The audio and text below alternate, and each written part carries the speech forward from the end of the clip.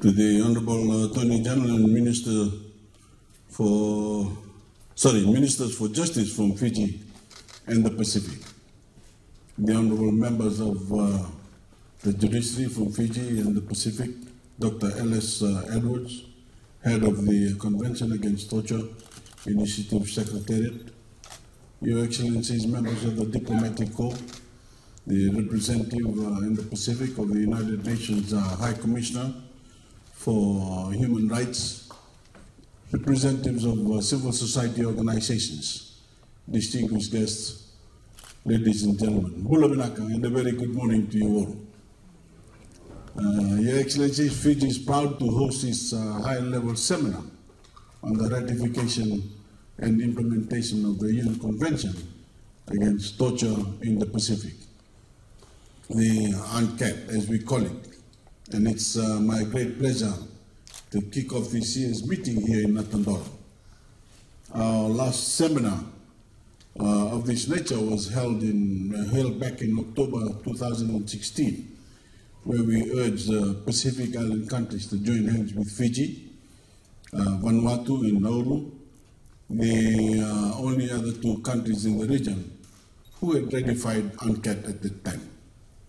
In March of last year, the Marshall Islands officially joined together with us, and now as we gather here today, I hope that we have achieved critical mass and you return home from these discussions with renewed energy and encouragement to push your respective governments to ratify this critical human rights treaty. The core of UNCAT is to support states in their efforts to curb and prevent torture and other ill treatment. Here in Fiji, joining on the treaty was a natural extension of progress we've made on our own in recent years. Excuse me. The law here is clear. The Fijian Constitution explicitly prohibits torture in its Bill of Rights, proclaiming that every person has the right to freedom from torture of any kind, whether physical, mental, or emotional, and from cruel, inhumane, degrading, or disproportionately severe treatment or punishment. Our Constitution goes on to state that every person has the right to security of the person, which includes the right to be free from any form of violence from any source, at home, school, work, or in any other place. I want to stress that the last bit in particular, because all too often we see violence rear its ugly head in the places we are meant to feel most safe. Our homes, our workplaces, and our schools. The fact that this type of behavior is manifested at all levels of our society indicates a larger problem, a culture of violence, and a passive acceptance of it that needs to be uprooted. Your Excellencies, here in Fiji and in much of the Pacific, that culture has a powerful hold on the mentality of our people. We think to ourselves, I was hit in school and it formed me to be who I am today. Or my parents beat me and it toughened me up. That mindset creates a tolerance for violence, and it allows it to settle into all parts of our day-to-day lives. The normalization of violent punishment, particularly among our youth, in their formative years of development makes for a troubling trend.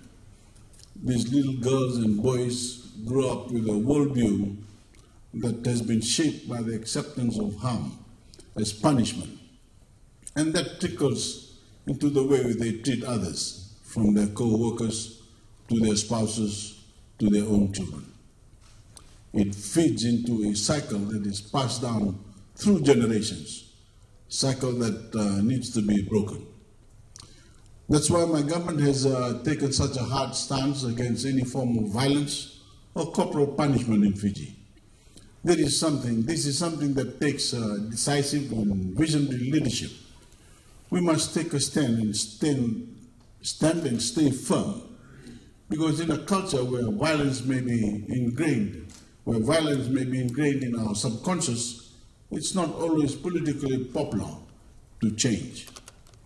We received a great deal of pushback when we banned corporal punishment in Fijian schools. And there is often an outcry to justify the behavior of teachers who have inflicted harm on their students. But doing what's right doesn't always come easy. And breaking this cycle to foster a more peaceful and harmonious society for future generations, that is worth any political cost. Ladies and gentlemen, human rights are afforded to all of us, regardless of our standing in society. They are fundamental, and they cannot be taken from us based on situation or circumstance. Whether you are misbehaving a child or a convicted criminal, you don't deserve to be punished by ill means. Your basic human rights stay with you, unwavering at all times. No one deserves to be treated in any way that is less than human or that robs them of these rights. We must see each other not as deserving of punishment, but instead as deserving a basic level of dignity and respect. Your Excellencies, this principled approach is something that Fiji is taking to the world stages as Vice President of the UN Human Rights Council. It's something that we will continue to fight for, and much like we did with our COP23 presidency, we will carry the voices of all Pacific Islanders with us in our position. Here at home, we're backing our words with action. Fiji has already taken a long look at the problems we are facing, and we've taken action to lay the legislative groundwork that will allow a cultural shift away from violence.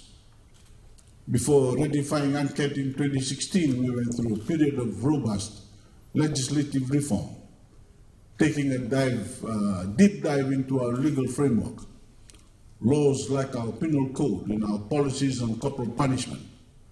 Since 2007, we made it our mission to reform our laws to be future-facing and to be conscious of human rights for generations to come.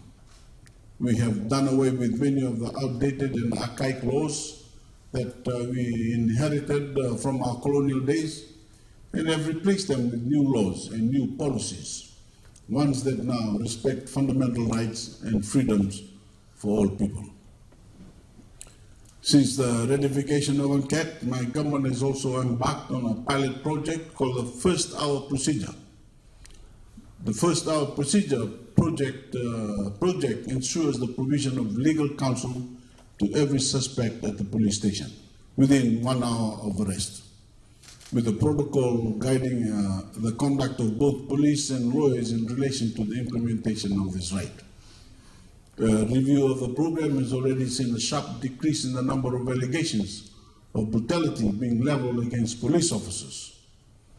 Moreover, police stations in Fiji are starting to record interviews of arrested or detained persons, in addition to the counsel that they are already provided. With the help of Scotland Yard and the British government, Fijian police officers have been trained on the use of video recordings during police interrogation in order to decrease incidences of police brutality during investigations and interrogation of persons. The Fiji Police Force is also reviewing police manuals and guidelines to align themselves with international best practice and standards. It's not just the Fiji Police Force that is undertaking a comprehensive review of its policies and procedures. The Fiji Correction Service is also working closely with the United Nations Office on Drugs and Crime to ensure our prison standards are in compliance with the Nelson Mandela rules.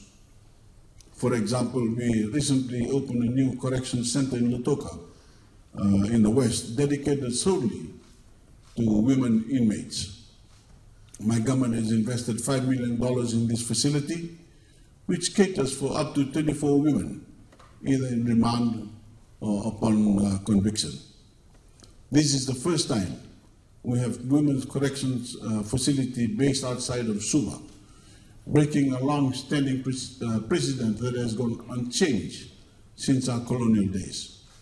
Before this new facility, any female convicted in any other city would have to come to Suva, minimizing their ability to stay in touch with their relatives and family members. This is just the beginning. We are continuing to invest in rebuilding and remodeling our prison facilities based on international standards and compliance. But our own journey to rid our society of violence and torture is far from over. Even with the progress we've already achieved, we continue to see stories of violence carried out by our teachers, our correctional officers, and our police officers. And for each of these stories, it's safe to say that there are many dozens more that go untold. Lost is quiet acceptance in a culture where it's easier to turn your head and look away than it is to speak up. And while we are working to hold all perpetrators accountable, we have a long way to go before we see a true and tangible shift in our culture.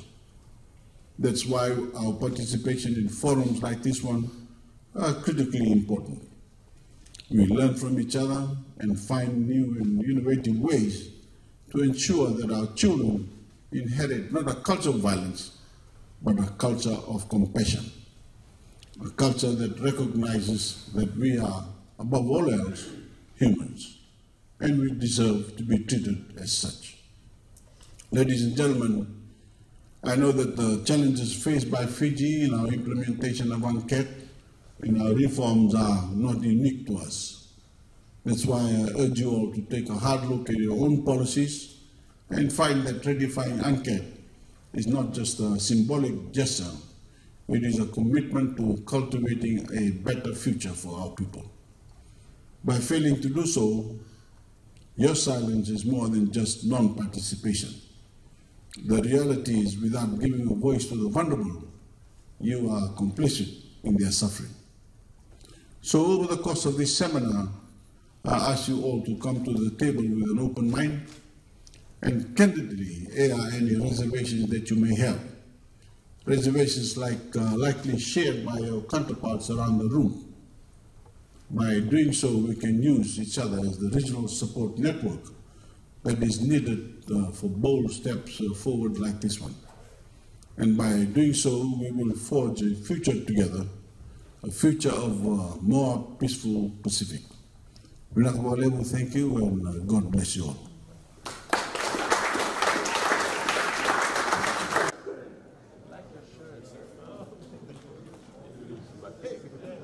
How are you?